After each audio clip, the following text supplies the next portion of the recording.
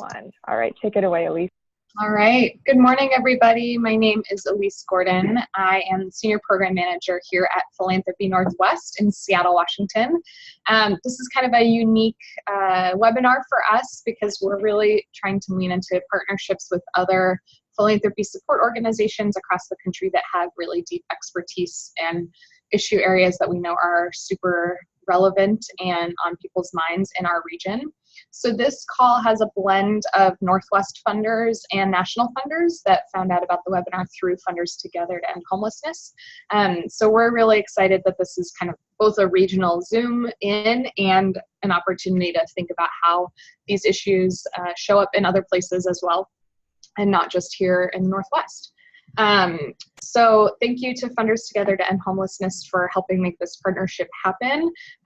For those of you in our region in the Northwest, you'll be seeing more things like this in the coming year where we're really trying to be strategic, knowing that we're not the issue experts in everything, but we are able to connect you to folks that are. One thing that I like to do so we kind of have a sense of who's in the room, and because it is such a diverse geographic group, even though participants won't be on video, you do have the option to adjust how your name shows up. And if you hover over your own name, there's three little dots, or your own video, there's three little dots, and you can hit rename.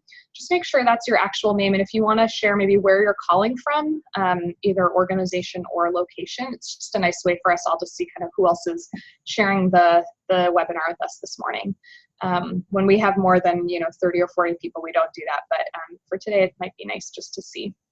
So Stephanie, I'll kick it back over to you. I will just remind folks that if you have questions throughout, feel free to use the chat function.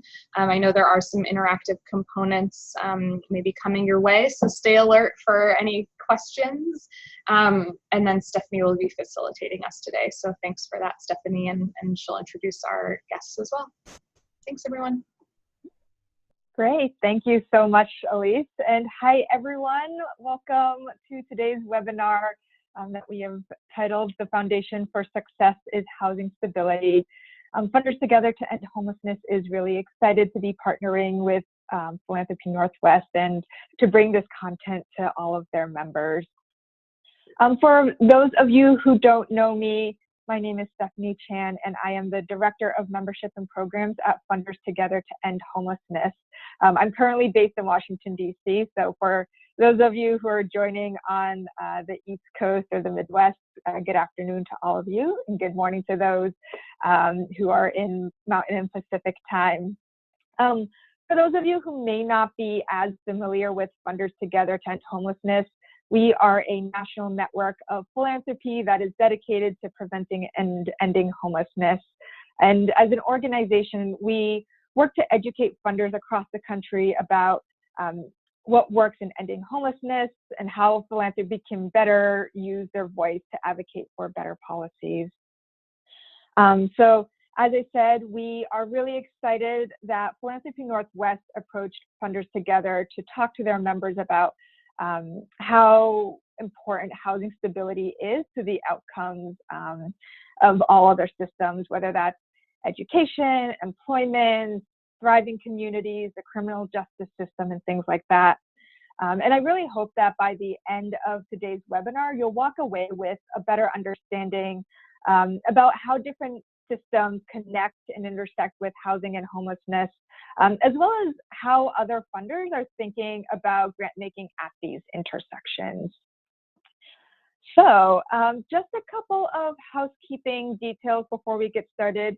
I think I made the setting so that all of you are automatically muted, but if you see that you are not muted, if you could please just mute yourself so that we can reduce background noise, we would greatly appreciate that. We are recording this webinar, and I'm just going to double check that we are. We are recording this webinar, and it will be available to members of Funders Together and Philanthropy Northwest at the end, at the conclusion of this webinar. And then finally, please, as Elise said, use the chat box to share questions or thoughts as we go along. There will be some dedicated time for Q&A, but don't feel like you have to wait until the very end to ask questions or share your thoughts. We really like to have conversation and answer questions as we go along. And then finally, if you do really want to ask a question verbally because you're afraid nuance won't be conveyed via the chat box, or because you're just calling in and not at a computer, feel free to just let us know that, and we can take you off mute so that you can ask your question verbally. So just to help you all practice using the chat box, I would like to pause for just a couple of seconds to allow you some time to say hello and introduce yourself. So we'd love for you to click on the little chat icon in the bar that should hopefully be at the bottom or the top of your screen, and to say hello, your name, and where you are joining us from. So I'll give folks just a couple of seconds to do that.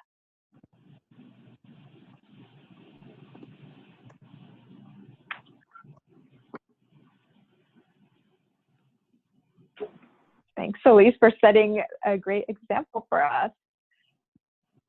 Hi, Dick from the Rasmussen Foundation in Anchorage, Alaska. We're so glad that you can join us. We have Amy Denhart from Funders Together San Diego, Holly from the Russell Family Foundation in Washington State. Great, I'm so glad that folks are saying hello. Please keep it coming. I think it'll also be really helpful for our speakers to know who they will be talking to in just a little bit. So without further ado, I want to introduce our three awesome speakers that you will hear a little bit more from in a little bit, but I just wanted to preview who we'll be hearing from over the course of the next 90 minutes. So the first grant maker that we have joining us is Elisa Harrigan from the Myron Memorial Trust. She is the Housing Opportunities Program Officer there. She will be on video in just a little bit later during this webinar. We also have Colin Min, who is a Senior Program Officer at the Bill and Melinda Gates Foundation, and he is currently on video right now, so you can all see him waving at you. And then we also have a voice from outside the Pacific Northwest, and that is Brenielle Toomer-Bias, who is the Senior Director for Economic Opportunity at Orange County United Way. And you can also see her on your screen right now. So I think, you know, Colin and Brenielle, if you want to take yourselves off webcam right now, feel free to do that. You're also more than welcome to stay on webcam throughout the next portion of this webinar. So just to start us off, I want to share a little bit about what we're going to do during today's webinar. So I'm going to start off by providing a little bit of context and framing about why it's important to look at the intersection of homelessness and housing with different systems. After that, I'm going to give a very, very brief, high-level overview of homelessness and housing 101, and we'll start to sort of explore how those two systems connect with other systems. But after that, I really hope that we'll spend the bulk of this webinar in conversation with Elisa, Colin, and Brenielle, hearing from them about their work, how they're looking at these intersections, how they're thinking about them in their grant making, and so much more. In that section, we'll have some time for conversation, and then we'll conclude this webinar with a couple of minutes on sort of how to learn more, where you can go for additional resources and things like that. All right, so just to start us off with a little bit of framing, for this section, I am also going to just take myself off of webcam so that you can focus on the slides, but I will be back in just a little while. So bear with me while I just stop my video. Okay. So at Funders Together to End Homelessness, we often hear funders say to us that they don't fund in homelessness or housing, or that they're not homelessness funders. But as an organization, we really believe that in order to see success in any system, in any sector, stable housing is really necessary. And that's true whether we're talking about improving educational outcomes, whether we're talking about improving health outcomes. It's true for wanting to improve employment and economic mobility, or if we're trying to improve the criminal justice system. Housing stability is also critical in fighting hunger, in ending domestic violence, and supporting survivors of domestic abuse. Housing stability is something that you should care about if you're passionate about disability rights or mental health issues. And it's also true when we think about the environment. So I just wanted to put this slide up on the screen so that you have sort of an example of all the different systems that connect to housing stability. So want to pause here and make sure that we have an understanding of where folks are coming to this webinar from. So in the chat box, we'd love to hear what your current grant-making priorities are. Do you currently fund in housing and homelessness and are trying to figure out how to connect your current housing and homelessness grant-making to other systems? Or is your grant-making focused on things like economic mobility and domestic violence and education, and you're looking for some information on how to connect that to housing and homelessness? So I'll pause here and give folks a minute or two to tell us how they're approaching this conversation.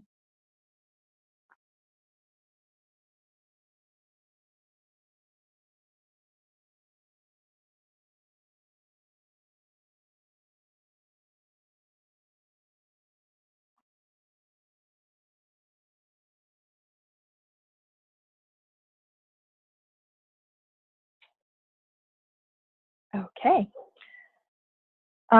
We have a couple of folks who fund in youth homelessness prevention and services, but think that there's an opportunity to broaden their lens, to go upstream and to connect their funding in youth homelessness to other areas of their work. Great. Thank you so much, Holly, for sharing that with us. I'm sure that we will be talking about youth homelessness prevention and services and the intersection with the education system a little bit more. All right. So next up, I'm just going to give a brief overview of housing and homelessness. And this is going to be fairly high level because I think exploring the intersection between homelessness and any other system could be an entire webinar all on its own, which as an organization, Funders Together has done before. So this is going to be fairly high level, but hope you'll paint a pretty broad picture that will give us a good baseline for the rest of this conversation. So when people think of homelessness, I think they often think of encampments like the one that's pictured on your screen.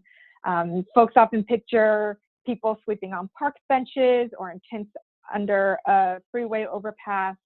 I think people often picture folks with mental illnesses or substance use disorders panhandling on the street. But in reality, homelessness and housing instability affects every subset of the population, whether that's single adults, youth ages 18 to 24, families with children, aging adults.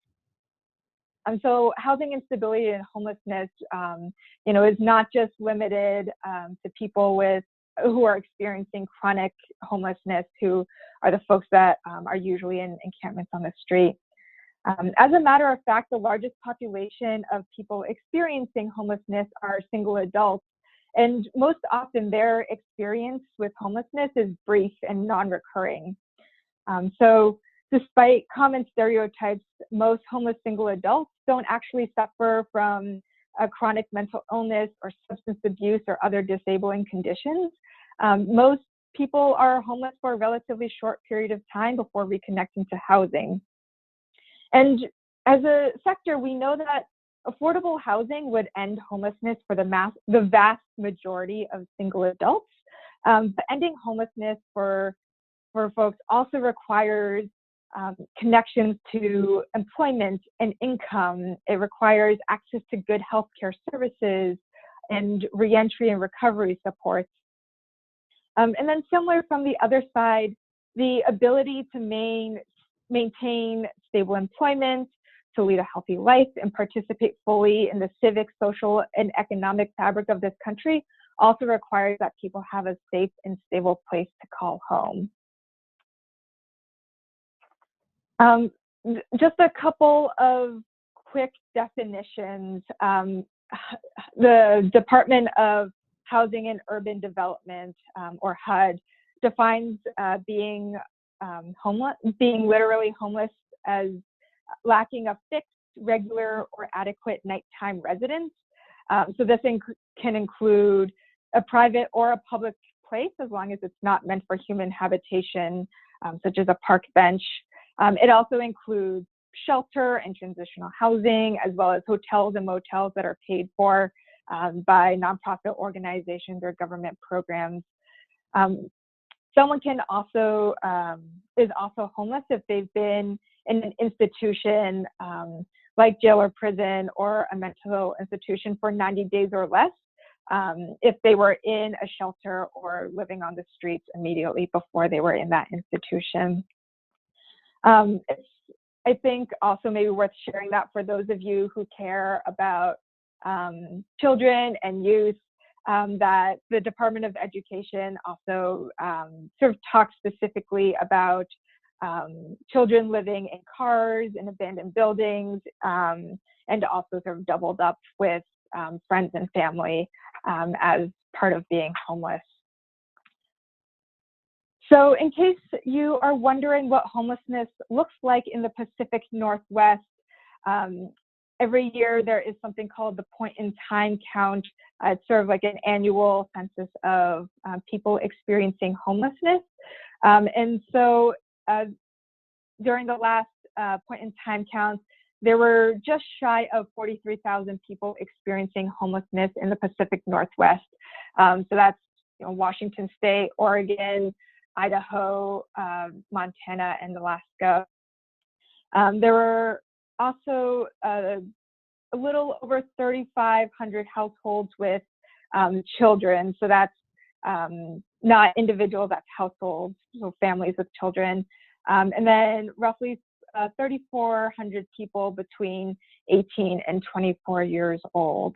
I think we see a lot of college students experiencing homelessness, as well as young adults aging out of the foster care system, who then enter the homelessness system. And so that, I know, is a population that many of our members at Funders Together care deeply about.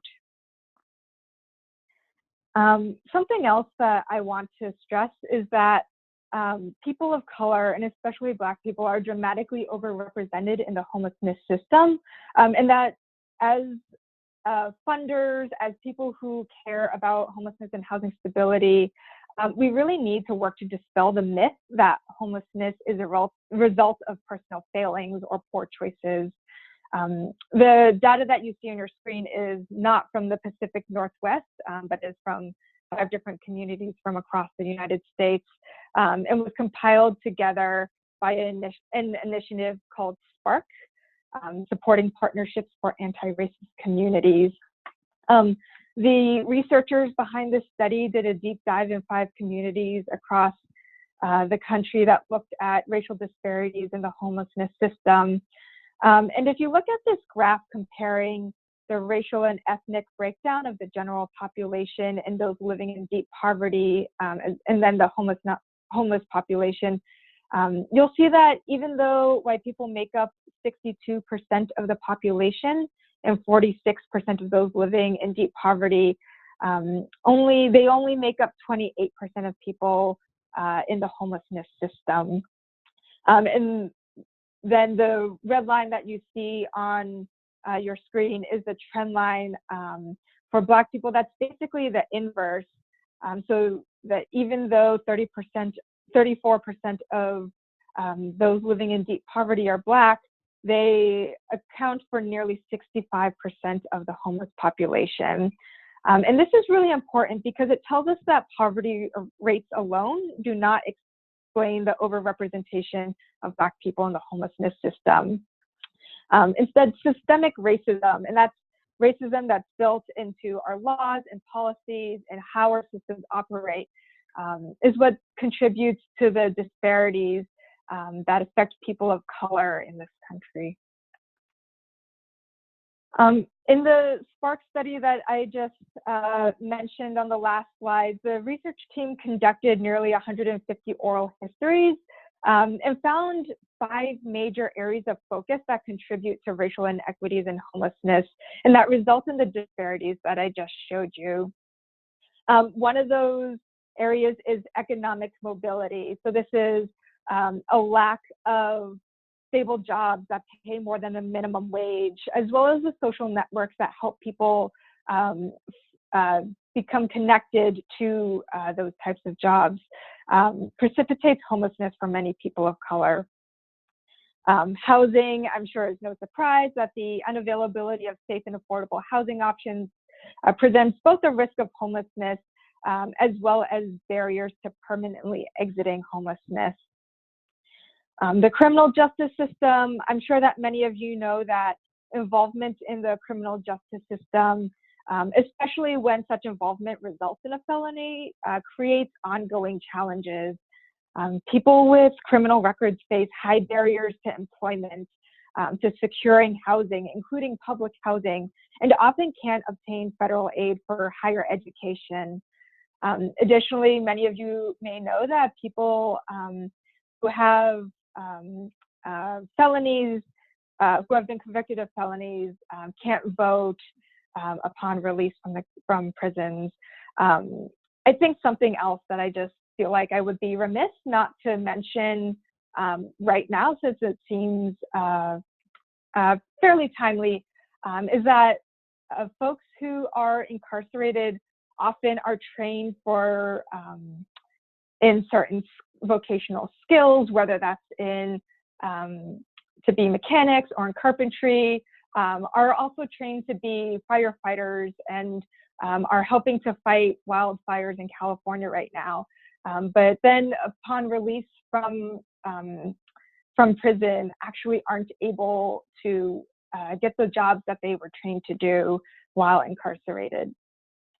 Behavioral health, so people of color experience high rates of traumatic stress, mental health issues, and substance abuse, and behavioral healthcare systems are currently not responsive to the specific needs of people of color. And then lastly, the SPARK study calls out family stabilization and really talks about multi-generational involvement in the child welfare and foster care systems that occur prior to and also during experiences of homelessness. So with that being said, you know, I want to share that there's, since there are several folks on the line who care about homelessness, ending youth homelessness, I want to share that there's so much research that shows the impacts of housing instability and homelessness on educational outcomes. For example, research shows that low-income children who switch schools frequently because they are homeless or because of housing instability tend to perform less well in school. They often have learning disabilities and behavioral problems and are also less likely to graduate from high school. There's also research that shows that children who live in crowded households at any time before the age of 19, so children who may be staying with family and friends because they're housing unstable, are less likely to graduate from high school and tend to have lower educational attainment at the age of 25. In the follow-up email to this webinar, I'll make sure that we link to a bunch of resources that has this research that you can pull from to help inform your grant making strategy. So you've probably heard me say the words housing instability.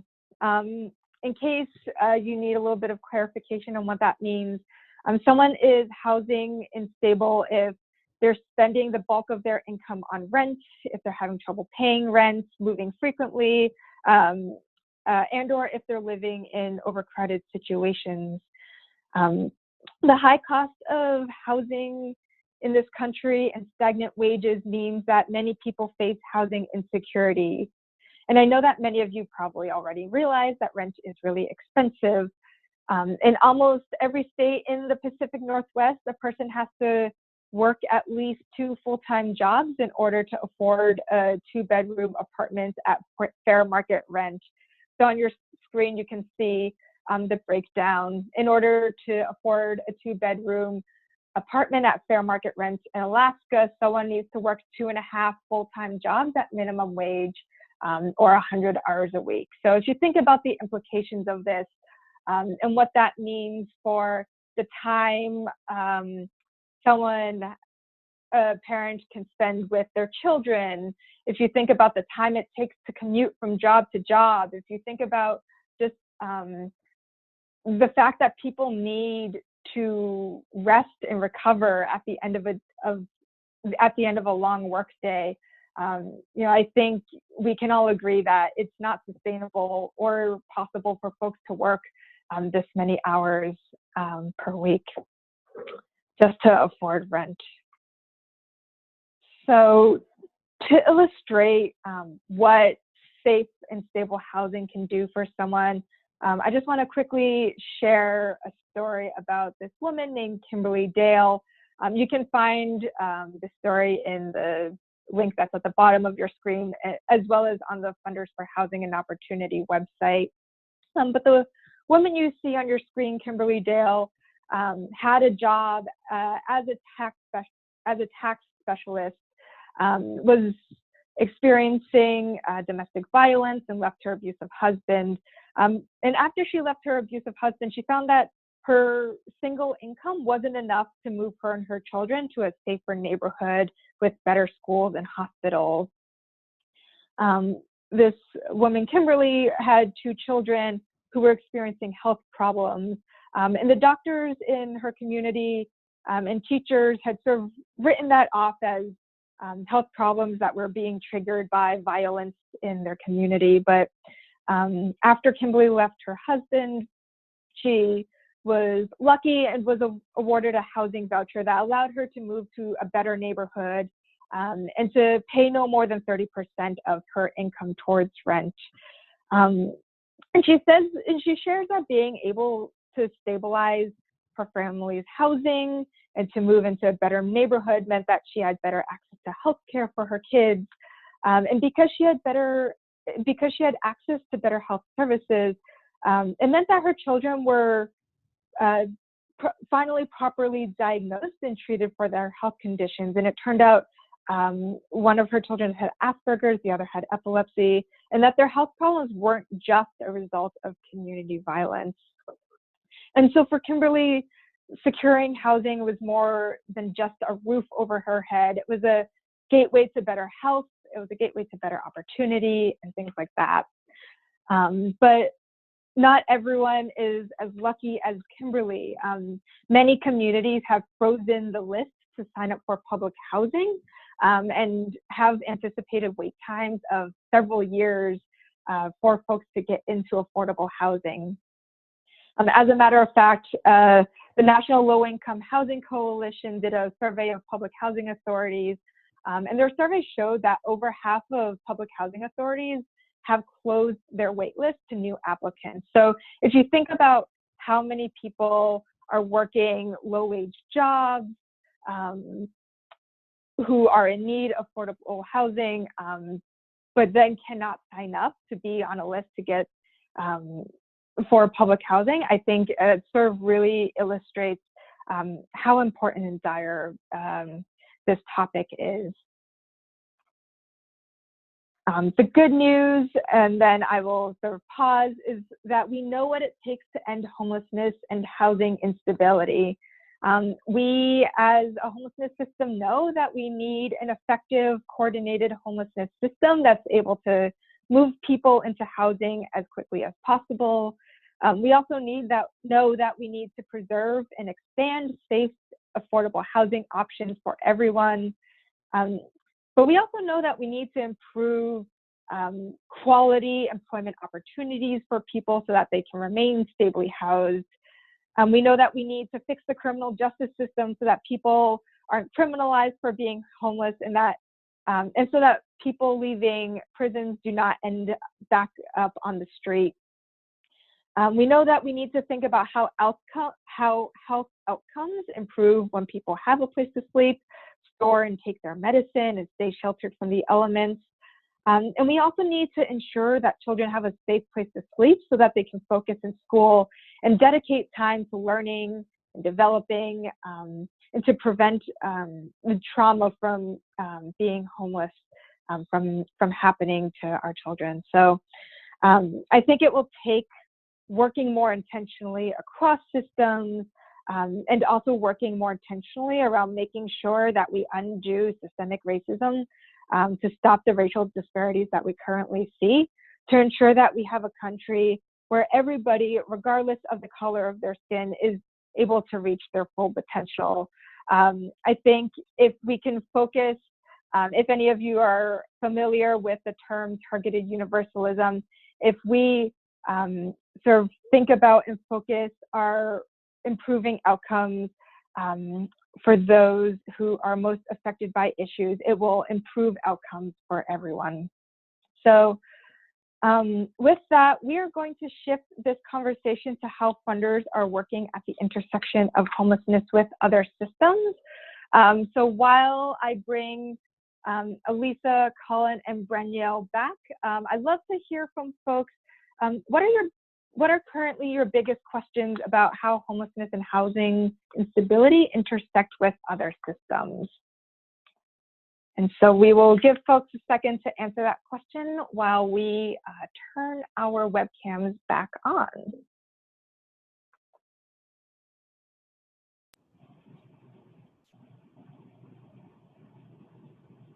Okay, great. We are all here. So just to reintroduce our speakers, and then I'm going to pause my screen so that these slides go away and you just have a conversation with us for.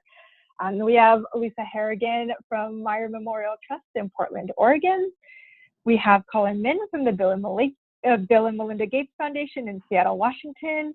And then we have Brenielle Timur-Bias from Orange County United Way in Orange County, California. So I'm going to pause my screen sharing. And now you should hopefully see us. Our faces should be larger now. So I am hoping that this will be a conversation between the four of us, that all of you will chime in with questions as we are going along, and that you won't wait for the end to ask your questions. For Elisa, Colin, and Brenielle, if you have follow-up questions for each other, feel free to ask each other questions. I hope this will be a lively and rich conversation. So to get us started, maybe we will start with you, Colin. So I think many grant makers care about improving education and health outcomes in their communities. Given your work at the Bill and Melinda Gates Foundation, can you briefly share about how homelessness and housing instability impacts both education and health outcomes? And as a grant maker, what kind of differences in academic outcomes do you see for students who have experienced homelessness versus students who are stably housed? Sure. Well, thanks, Stephanie. And hi, everyone out there. I thought that maybe the best way to start answering this question is just to give you a little bit of an overview about the way that we at the Gates Foundation have started to invest specifically in this intersection between housing instability and education. It's important to know that within the foundation, we started off with a specific strategy around family homelessness, and then a separate strategy around education. And that our work was really born out of the realization that our work in both of these areas were totally isolated from one another. You know, as much as we like to preach the idea to our grantees that they should be thinking about breaking down silos and working cross systems and cross issue areas, we realized that we were guilty ourselves of the very issue that we were trying to encourage our grantees to break down. So really, the way that looked to us is that we had a homelessness strategy that was 100% focused on housing outcomes. We had an education strategy that was totally focused on educational outcomes, and that work hadn't been joined at all. And so we started to think deliberately about what were the ways that we could bring our work together. And clearly, the area of intersection that made the most sense to us was to look at the impact that housing instability and homelessness was having on the students that were growing up having those experiences. So we started to dig deep into the issue of student homelessness, and we built upon the fact that there was a federal mandate requirement called the McKinney-Vento Act that actually required schools to keep track of students who were experiencing homelessness and to provide certain benefits and services to those students. And yet, one of the things that we recognized was that there wasn't a whole lot of data available that was really getting specific about how academic achievement was being driven by homelessness. And there wasn't a lot of data that even pointed to kind of the overlap and that gave us a great sense of whether there were certain interventions that we could bring to bear to address the needs of those homeless students. So, you know, I think one of the hallmarks of the Gates Foundation is that we are very interested in what the data tells us. We're very data driven. We like to encourage our grantees to really use data to better understand the challenges that their constituents and stakeholder groups are facing. And so one of the first things that we did by investing in a group called Schoolhouse Washington here in Washington State was to really dive deep into the data and get a better understanding about what we know about how homeless students are performing. And one of the things that came out of this is this report, which I will hold up here, which is a pretty comprehensive report that we can share with all of you that looks at the trends, characteristics, and academic outcomes of students experiencing homelessness in Washington's K-12 public schools.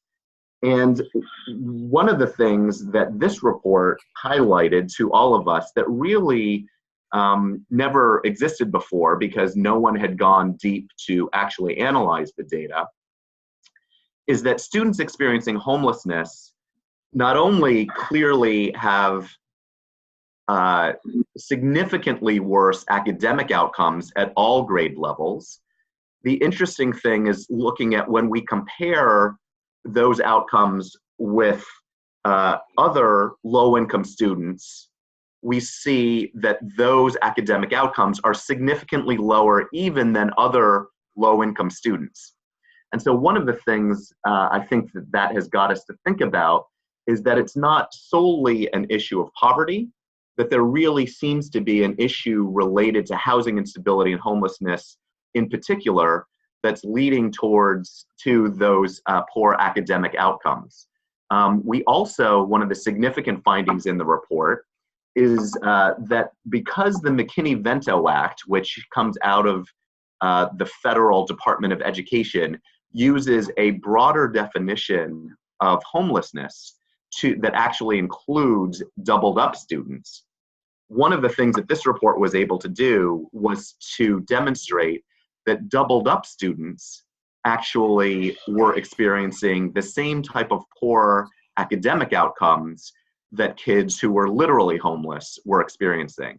And the reason why this is such a big finding from a policy standpoint is that in many instances, what we were finding in talking with elected officials was that there was a tendency to say, well, because McKinney-Vento students are doubled up, there was this misperception that those students, doubled up students, actually were doing better and were less disadvantaged than kids that were literally homeless. And this document was able to kind of clearly establish that when we talk about student homelessness, doubled up students were being just as impacted academically as students who were in shelters or even in their cars. And that has pretty significant policy impacts in the way that we think about the needs of homeless students. So I'll leave it there, and we can pick this up in later on during questions and answers. But I think one of the things that we firmly came to the conclusion as we did this work is that our educational partners, all of the work that we were focused on trying to improve educational outcomes, that work, it would be very difficult to achieve the goals that we wanted to achieve without addressing the particular challenges of homelessness. And so it wasn't an unrelated field that we could continue to afford to address in a siloed manner.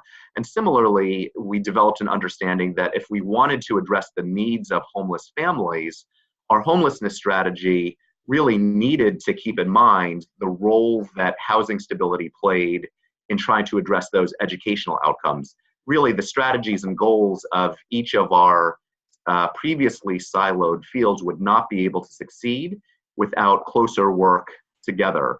And that's why we have started to double down and to continue to invest in this type of cross-systems work. Great, thanks, Colin. I think my next question is for you, Elisa.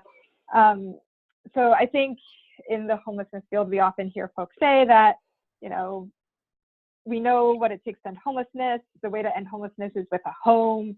But I think in actuality, we know that the solution is a little bit more complicated than that, and that once we get someone housed, we also need to make sure that there are that other systems are working to ensure that that person can remain stably housed.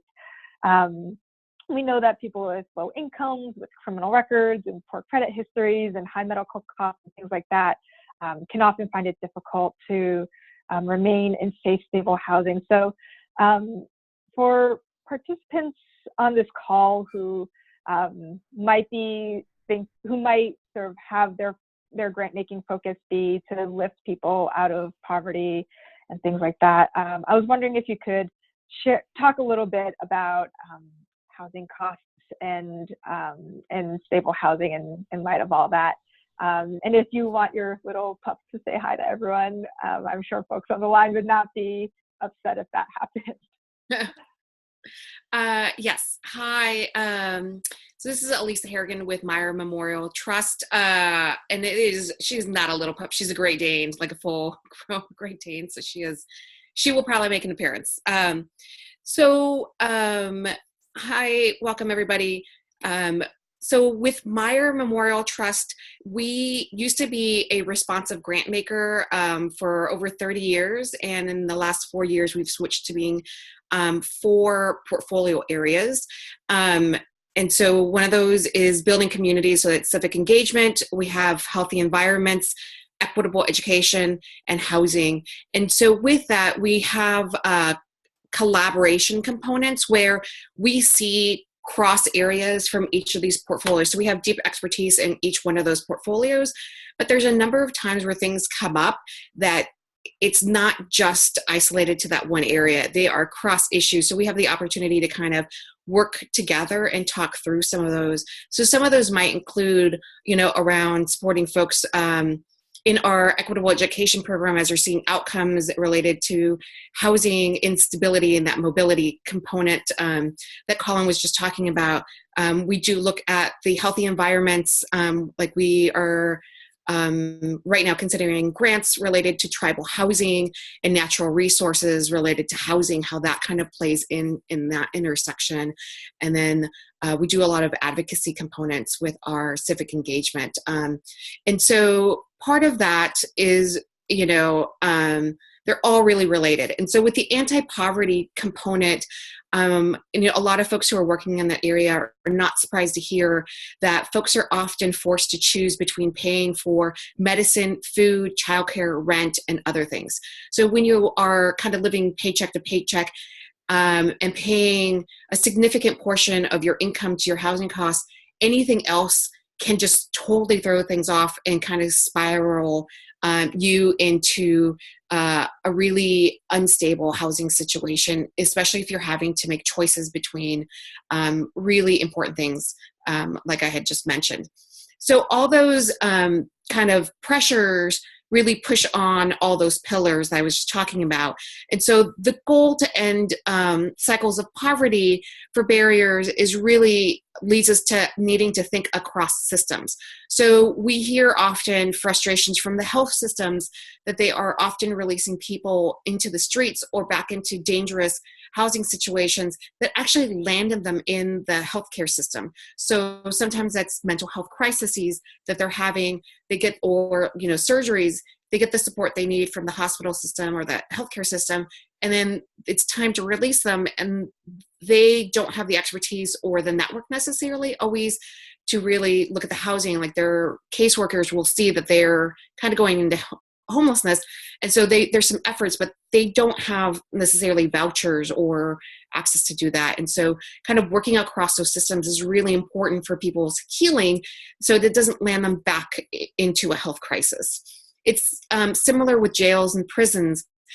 We see a number of folks kind of exiting the prison and jail system, and they're coming back into our communities, and there isn't a connection or a lot of communication between the systems of housing and criminal justice.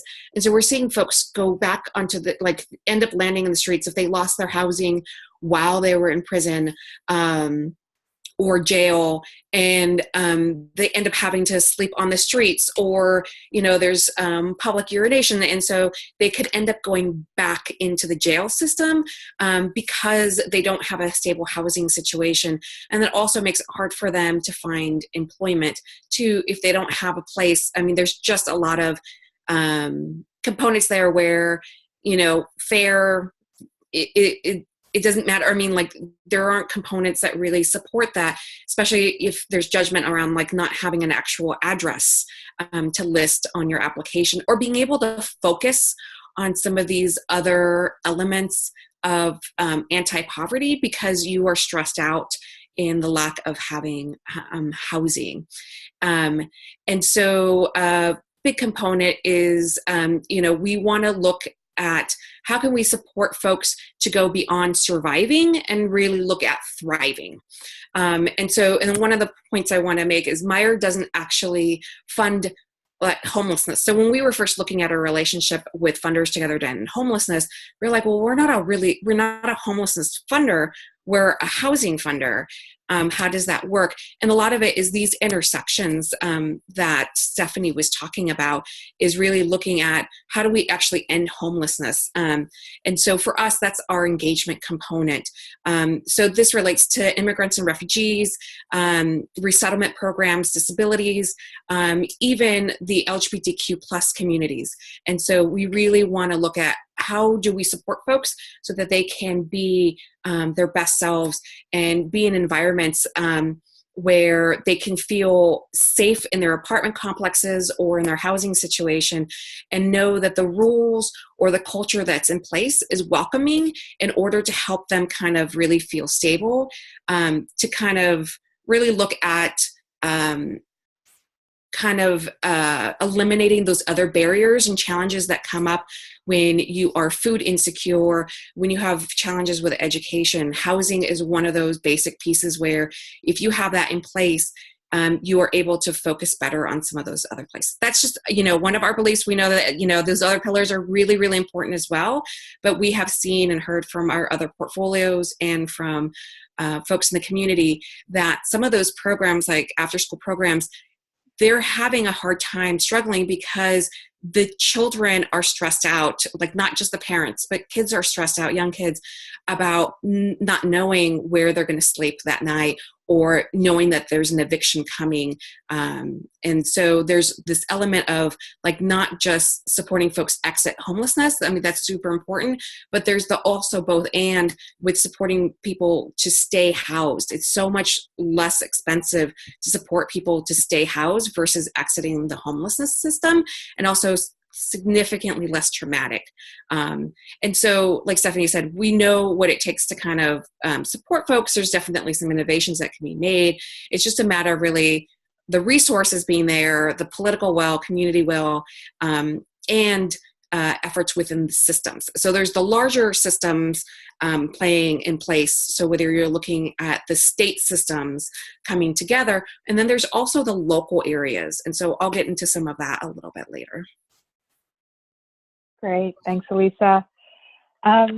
For next, we'll sort of turn to Brenyel, but for folks on the line who may not know this, for the past 2 years, Funders Together to End Homelessness has convened a community of practice of, I think, about 14 funders from across the country who have been doing sort of an intensive 2-year deep dive learning about the intersection of employment and housing and how different communities are bringing those two systems closer together. And Brenyel has been participating in that community of practice called Foundation for Employment and Housing. So Brenyel, I'd love for you to just share about sort of the work that you are doing at that intersection and what you've been learning about employment and housing stability as a result of being in that community of practice. Great. Well, good morning, everyone. Since I'm in Orange County, California, excited to be a part of this webinar this morning. As Stephanie mentioned, we as Orange County United Way have had the great privilege to be a part of the Foundations for Housing and Employment community of practice over the past 2 years, and have learned quite a great deal. Just in terms of a bit of context, we were able to join this group just as we were starting to think much more strategically about the intersection of our work. Similarly to the other presenters on this webinar, we've long invested in the issue of housing and homelessness, and education and financial stability, and often talked about how these things were interconnected, and espoused with our grantees that they should be working across systems to do this work. And we hadn't quite moved into that space ourselves. So as we challenged ourselves to think differently and do differently, we were really excited that Funders Together to End Homelessness introduced us to this community of practice, and all stars began to align for us. We had a 10-year strategic plan that we launched back in 2014 that really caused us to look much more strategically at the issue of family homelessness and ending family homelessness. And we began, like many funders, to invest quite heavily into rapid rehousing. We saw great success in that grant making. In a separate portfolio, we started to invest in workforce development, and really, and looking at these things and taking a step back, we saw, although our investments were doing good work, we knew that we could go from good to great. And one of the things we thought about doing that, we wanted to start to cross those systems. And so we began to combine those two portfolios in particular, our rapid rehousing investments and our workforce development investments. And we designed a program called Upskill OC. This program really started to challenge ourselves as a funder, but also the community, to really start to work across systems and bridge systems, and really elevated our role as a convener and connector, and not just as a funder.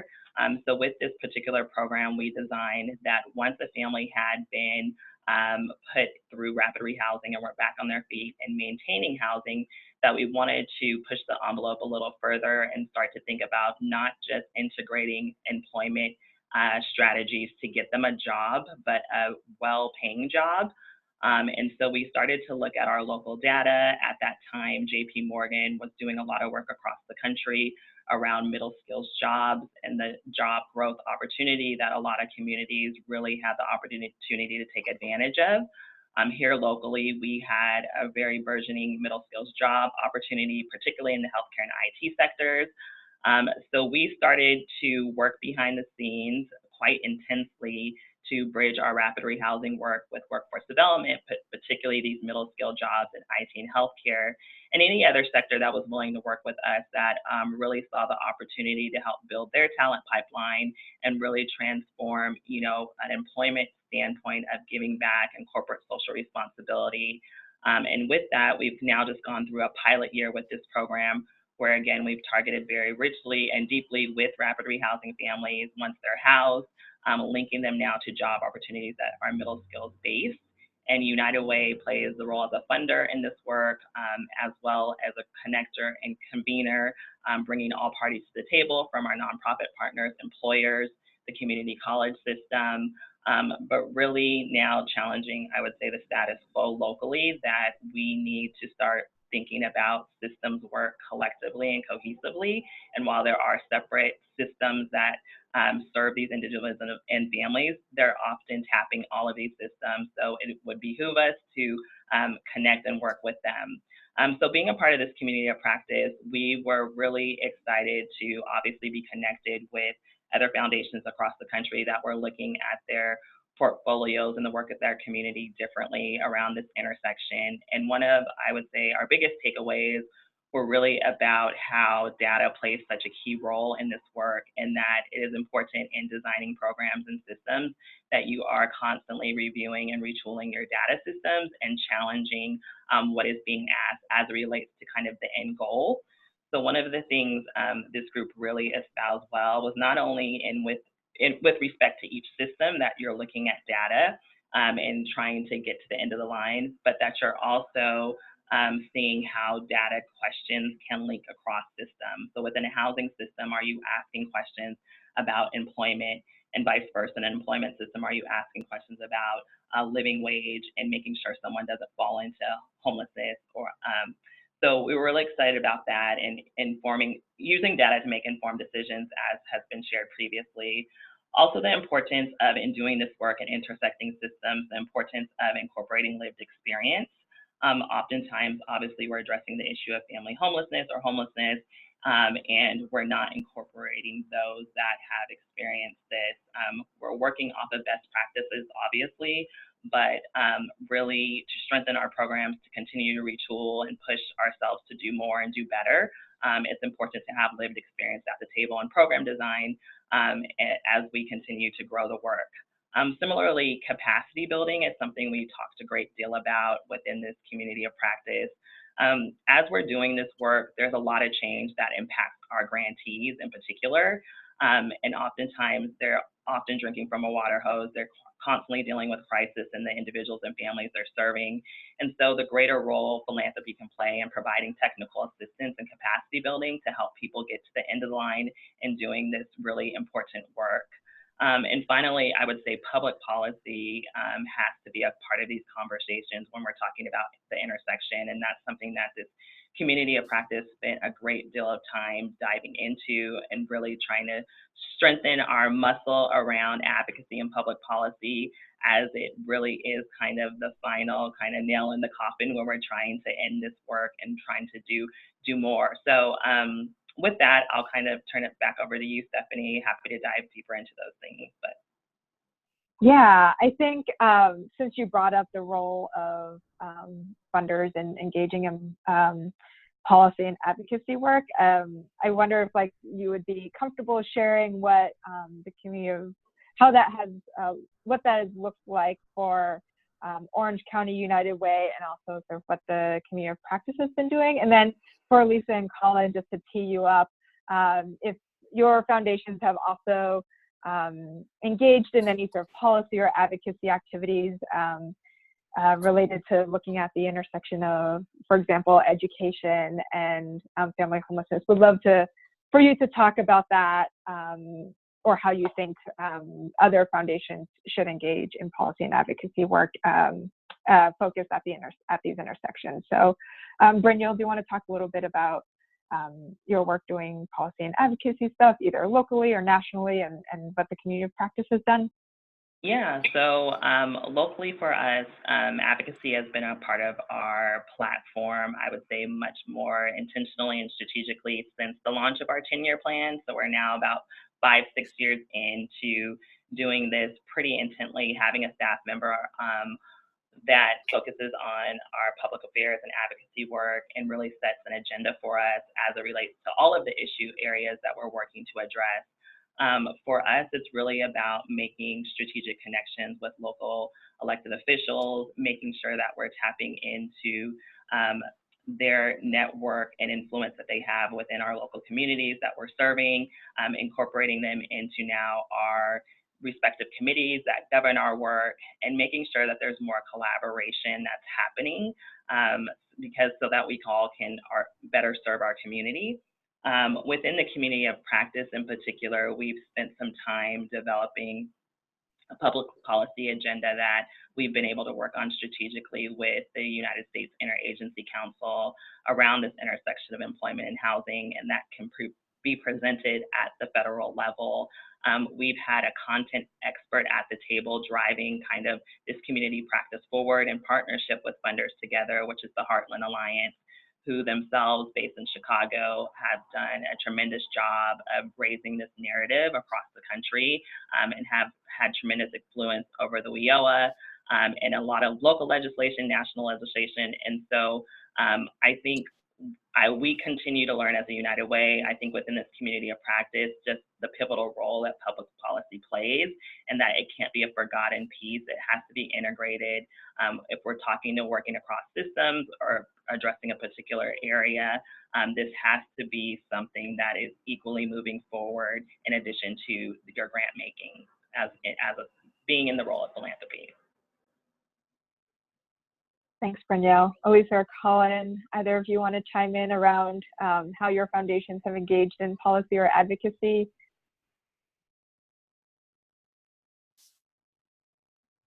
Yeah, so I can go. So this is Elisa again.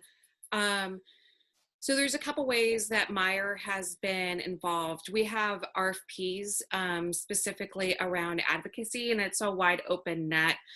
So this has been one great area for us to really do kind of some of this cross-sector work. So a number of our grants actually end up going to culturally specific organizations that might be multi-issue organizations, and the funding specifically goes in order to support their expertise, to develop the expertise and their voice around housing so that they can be able to have a seat at the table and advocate for the issues that are impacting their communities. So this is important because we have, Stephanie mentioned, disproportionately a lot of people of color, not just people of color, we also have like immigrants and refugees and other marginalized communities that are deeply impacted by the housing crisis. And sometimes their voices aren't at the table, and these decisions are being made really about them and what might be affecting them. So it's really important to have them be able to engage at those tables at the, very local city, county area, but also at the state level, and being able to advocate, and then at times at the federal level to be able to go and say, this is what is important for their community, and be able to understand like all this technical terminology that we like to use. We like to get really wonky in housing. And so really be able to have them be able to kind of like not just sit there, but actively engage within that because they understand. And so this is a good way of really supporting and centering people with lived experience and different communities to be able to advocate for themselves. So that's been really important. The other way has been Meyer actually also itself has, we're 501c3 foundation, so we don't fund lobbying and can't do lobbying ourselves, but we can fund a lot of areas and also offer education. And so, there recently was a HUD kind of new rule that was being presented related to mixed status families. So families where maybe the parents or guardians were undocumented and the children were documented. So there's consideration of removing their ability to be in public housing or including their Section 8 vouchers. And this would affect a lot of people. And so we use our platform as Meyer to be able to speak out that we did not support that and would be willing to collaborate to come up with other solutions, and how that would destabilize a lot of communities and efforts that are in combination between government and philanthropy.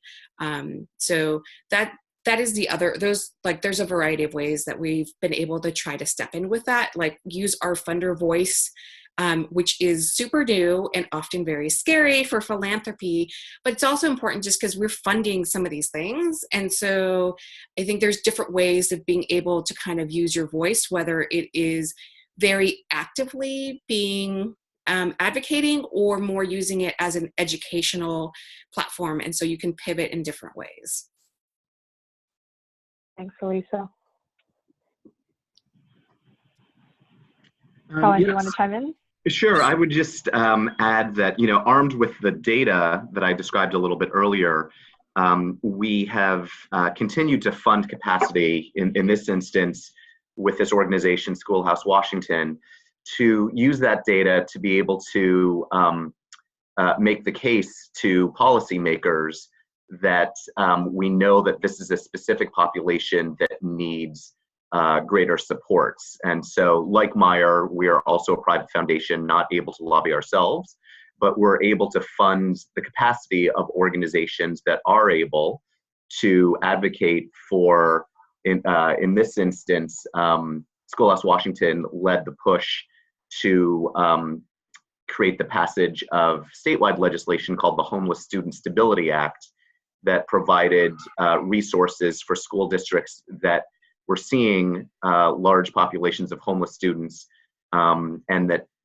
gave additional resources to those school districts to be able to provide better services to those students and their families. So I think that there's lots of ways that we can use our resources, not to fund that activity explicitly, but to fund the capacity within organizations so that they can use other unrestricted dollars to pass legislation that can benefit our populations, and that can use the tools that we have funded to educate the public and electeds as to how that segment needs additional public resources.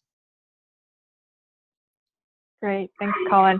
I want to pause here and just encourage folks to share any questions that they have in the chat box. I have many more questions to ask, but I know that the questions that are top of mind for you are probably more interesting or meaty or relevant to you than all of the many questions that I have. But so while we're waiting for folks to sort of type in their questions, maybe let Stephanie, I have a quick question. Sure. To put out to the other speakers. So one of the things that we've been recently doing, we collect data. We're not experts in kind of doing the analysis. And so we have actually been starting to incorporate third-party professional consultants that do evaluation in order to do like cost analysis to support like whether supporting people, like one of the grants we have is to support people to access their disability benefits. So it's actually really hard to get on disability and can take many times without legal support or professional support. And so one of the things is it's hard to prove sometimes, besides anecdotally and some rough data, some data that our grantees collect, but it's not always, they're often just not their expertise to really do a lot of the cost benefit analysis. So we've been adding some of this third party expertise around that in order to then help put that out there so our grantees can then use that for their own advocacy lobby efforts. Do Colin or Brianne, do either of you all use third-party evaluators in the data that you present, or is all that kind of done in-house or just with grantee data collection through their reports? So I'll go first. That's an area of growth for us for sure. One of the opportunities we have been able to leverage pretty successfully for now is before we begin to get much deeper into our homelessness work, we did a homeless cost study in partnership with a local university. That was a feedback that we had seen being done across the country, obviously in doing a homeless cost study, but in working strategically with an academic partner as a win-win for them as well. We do want to continue to leverage this relationship we've built and incorporate that into evaluation for our other areas. Right now, most of that is done in-house by our grants and evaluation team, but we do see a true opportunity there, once from a capacity and bandwidth standpoint, but also kind of the level of, I would say, leverage and expertise that a third-party evaluator does bring to the table. We do want to start incorporate that more. Great, that's helpful. Yeah, and I would add that on our end, we have used third-party evaluators, particularly in situations where we're trying to establish the case that it makes sense for these systems to work with each other, and there might be some skepticism on the side of one system or the other. So, for instance, you know, a lot of this housing education work does require active participation of school districts, and one of the things that we found is that in some of the instances of our work, it was a little bit of an unknown proposition where school districts were really wondering whether it made sense for them to invest the time, the resources necessary to partner with housing partners. And so we thought that it was valuable enough to invest in a third-party evaluator to actually document the ways that students actually could be helped and to actually demonstrate the value proposition for these housing education partnerships. So in that instance where we feel like we need to get the attention of a system partner who might not understand the value of the proposition, we felt that it was necessary to document that with some level of rigor. Yeah, building off of that question, I'd love to hear from any of you sort of thinking about your grantees and sort of first whether you have grantees who are working at the intersection and what kind of questions they've asked you as funders who sometimes have sort of a more 30,000 foot like eye across issues, what kind of support they've asked for, what kind of resources, data, and things like that. So would love to invite any answers to that question. And I see that there are some things slowly popping up in the chat box. So I'll take a second to read those while you're answering that question.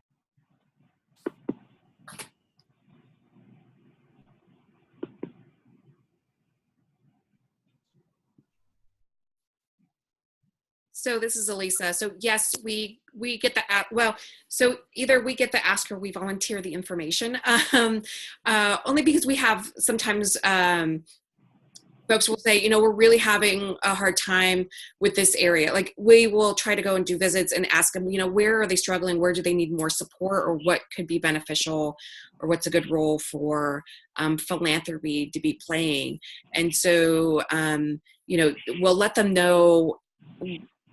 So we fund across the state. If there's something that we see that's emerging that seems to be potentially working on one community, we'll share that with some of the other organizations that we're working with, or regional partners that are collaborating together and kind of share, you know, I think one thing that we've been starting to look at is leasing bonuses. And so what that is we, you know, there's this element of like offering higher security deposits.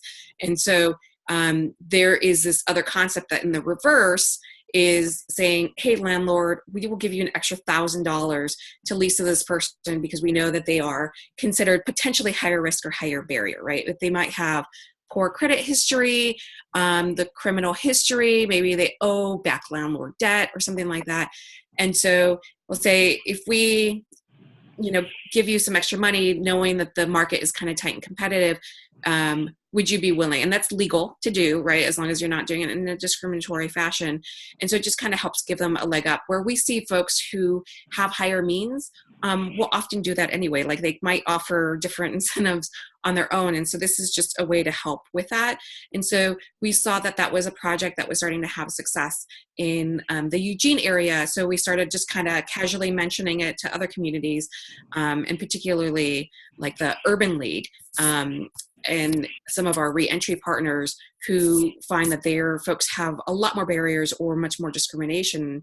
And so in combination with their other work, and that seems to be something that is at times can be really helpful. So we'll offer different kind of strategies that different folks are using. And sometimes they'll ask because they're just saying, you know, we're really struggling with supporting this particular population. Like it might be foster youth or youth aging out of the foster care system, kind of how to support them, or what are other communities doing, because they only have so much capacity sometimes to reach out to other partners even within the state or do research. And so since we are talking to a number of people, we'll either share that information when asked, or sometimes casually drop it and not direct them to do it, but say, you know, this is what we're seeing in different communities. What do you think? Is that something that potentially could be a strategy for you? And do you need funding for that? So not just saying like, can you just add that, but we'll also say, it, you know, can I support you, or is there technical assistance that might be helpful? Great, thanks, Elisa. So there is a question from Holly Powers in the chat box. So she says, question, though also inviting criticism of this idea. A group of funders in our county is considering funding a full-time person with some comms and consulting support who can play an advocacy, data analysis, leadership, and coordination role on the issue of youth homelessness across the county. The idea is to have an independent person who is not delivering services or vying for city or county funding that can integrate the system and push and pull and identify opportunities to collaborate and see where real system changes can be made. So she is wondering if any of you have seen a leader or organization playing this type of role successfully, and if there are any models out there that they should look toward. And then she has sort of an addendum to that. Ideally, this person would need to look at the issue of youth homelessness with additional lenses of education, foster care system, behavioral health, et cetera, and not as a siloed issue. I know that Amy from the Weinberg Foundation has said that there are a lot of models, and that one of the earliest was in Seattle. So Colin, I don't know if you want to, if you have any information to share on that. Yeah, sure. I think that there are some similar models here in Washington State, in the Seattle area.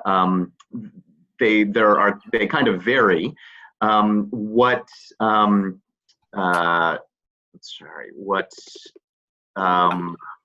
Holly is kind of suggesting in this role has been played on a large scale by an organization called Building Changes here, who has served as an intermediary, kind of playing some of the functions that that are mentioned, specifically to work on family homelessness issues in all three counties, kind of a neutral intermediary in Building Changes instance.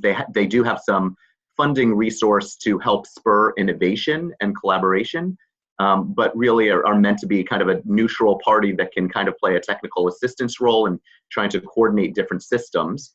That is a model that I would say is pretty heavily funded. The Gates Foundation has funded Building Changes at a pretty significant level to play that role in three counties: Pierce, King, and Snohomish. One other model that I don't know as much about, it's specifically in the youth homelessness space, is the Rakes Foundation's support for an initiative called Away Home Washington. So if there's an interest in kind of learning more, I'm happy to talk with Holly offline more about the Building Changes model, or I could suggest the contact people at the Rakes Foundation who might be interesting folks to talk to about the youth homelessness away home Washington model a little bit more specifically. Great, thanks, Ellen. Lisa or Brenielle, anything to add to that question? I'll just add, not specific to, excuse me, not necessarily youth homelessness, but homelessness in general. This role has definitely been deployed across the country. And I think I would just add the caveat. I think one of the challenging aspects of this role is the neutrality of it in addressing the issue. So I think where it is housed is definitely something to be strongly considered, and that expectations are clearly outlined and managed as best as possible. This is a tricky role sometimes. I don't have anything to add. I think that was both good comments. Great, awesome. So just to do a quick time check, I think we have about 10 minutes left. Would love for Elisa, Brenielle, and Colin to either share anything that you feel like is really critical that you think other funders should know as it relates to the role of a funder in grant making at the intersections of housing stability with other systems that you may not have yet shared and want to make sure that you put out there to the world. And if you don't have an answer to that question, then my follow-up question is, for folks who want to dig deeper and learn more, what resources would you recommend?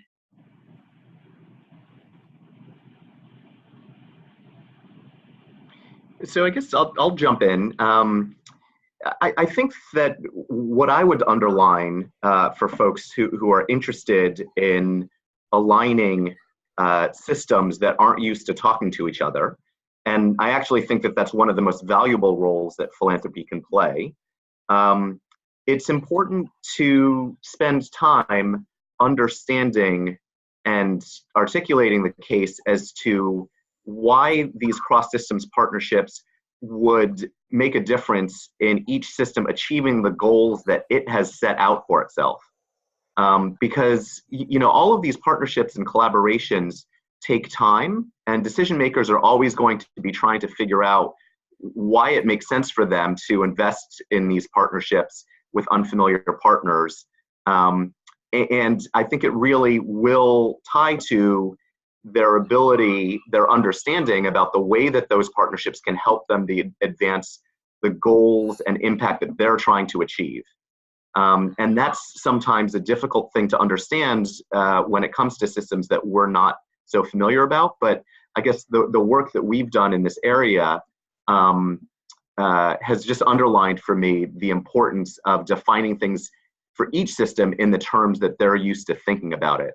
And frankly, one of the ways that we as funders can help that work is by using a little bit of our resources to make it worth a partner's time, to actually pay for that time, so that they can develop that understanding for themselves. So just, in our instance, we started with a bunch of housing partners who really wanted to partner with educational partners, and educational partners who were more reluctant to do so. So really our focus was on convincing school districts in very specific ways that they wouldn't be able to close the opportunity gap, the achievement gap, the way that they wanted to, without having housing partners at the table. And the way that we made that case was through data, as well as funding that they wouldn't have otherwise received, to spend time with those housing partners to understand that. And the idea was that the way that our funding was catalytic is that once the school districts understood that the importance of that work together, then they, on their own volition, would want to continue to that work even in the absence of our funds. So it really goes to the way that we think that our dollars can best be spent catalyzing changes that then could be sustained even in the absence of our resources. So I think that this type of cross-systems work, we found it to be a really significant way that we could use our dollars to create lasting change and overall found it to be some of the most satisfying work that we've been engaged in. So happy to continue to serve as a resource for anyone out there who is thinking about trying to build these partnerships between housing and other partners. So thanks for being a part of this webinar. To tap onto some of that, of what Colin was sharing, I think folks should keep in mind that if you are going to do this work, often you're needing to play the long game, and just know that it will probably take more than 1 or 2 years to get the systems to start talking to each other, and understanding each other's language. And a good role that philanthropy can play is that convening role, and also kind of using our ability to have this intrigue and curiosity and that 30,000 foot view that we have of the community. So just kind of know that going in there is that I think to get the higher level systems, it's going to take a while. There are some good ways to initially get it started by maybe doing pilot projects on the local level. And so we have found this to be sometimes easier to launch those pilot projects because you can get their attention if they're successful with those pilot projects, sometimes in suburban and rural communities, just because sometimes there's a little bit less red tape or folks have more access to each other. And so a quick example of this is we recently started funding and doing some work around reentry, and we don't have a pillar around reentry, but we started asking folks, what are some of the challenges that you're experiencing in the community? And they were letting us know about like serving the reentry community has been really challenging and hard, and they're not sure how to handle that. And so are looking for models. And so I think that's been one area where we've actually started going into, even though it's not our expertise, because it does make sense. And folks are in both systems and they're not talking to each other very well. So we're trying to kind of play that convener role. We're just starting to get into that. But on the local level, we had one of our local grantees was like, folks are being released after midnight. And so they're being released into the streets if they're coming out of the jail system. And so they're just going into homelessness because of that. So I was like, well, have you talked to them? And so they're like, no, we've never talked to each other. So they started talking to each other, and they've now agreed, like after one meeting, to now do release times between 7 a.m. and 8 p.m. in order to be able to allow folks to go and connect with this housing service provider.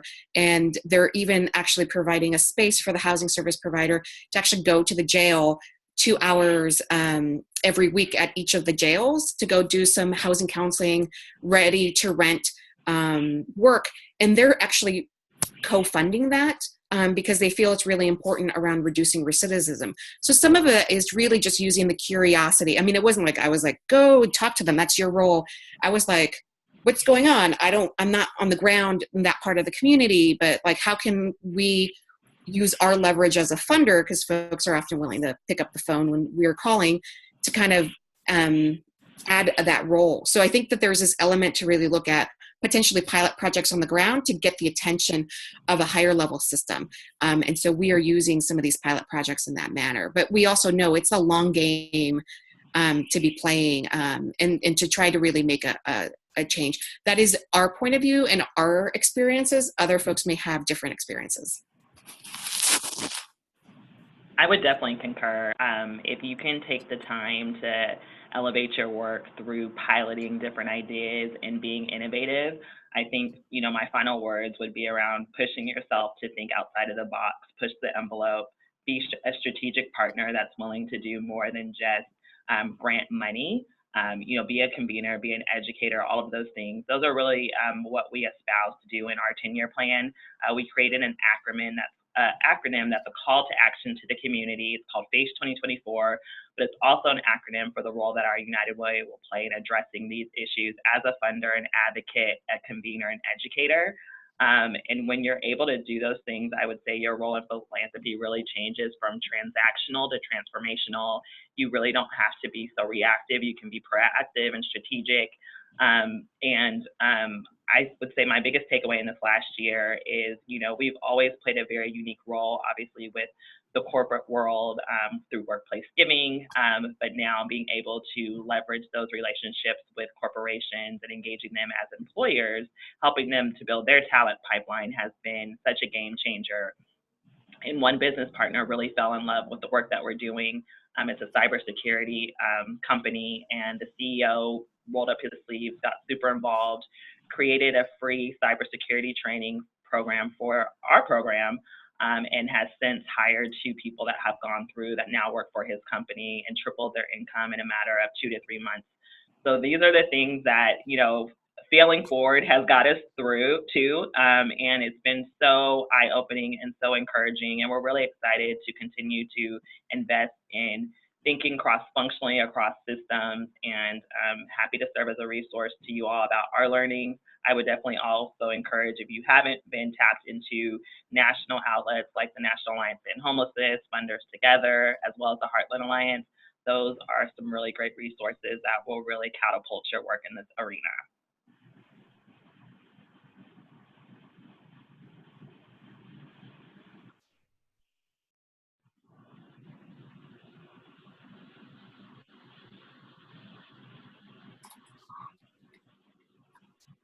Oops. Stephanie, you might be on mute. Oh, no. Can you hear me now? Oh, I can hear you now. Yes. Okay, cool. What was I saying? Thank you so much, Lisa, Brendale, and Colin, for sharing your experience and your wisdom with us. For folks on the line who are looking for a good place to start to dig deeper on the intersection of housing and other systems, I just want to point out that there are several folks who have already been compiling research and little 2-page summaries that you can easily use. The first is Funders for Housing and Opportunity. We work closely with them. And then Opportunity Starts at Home has several bunch of little 2-page snippets that compile research and data points that talk about the importance of housing stability with other systems. So just to close us out, we do have a lot of upcoming programming happening.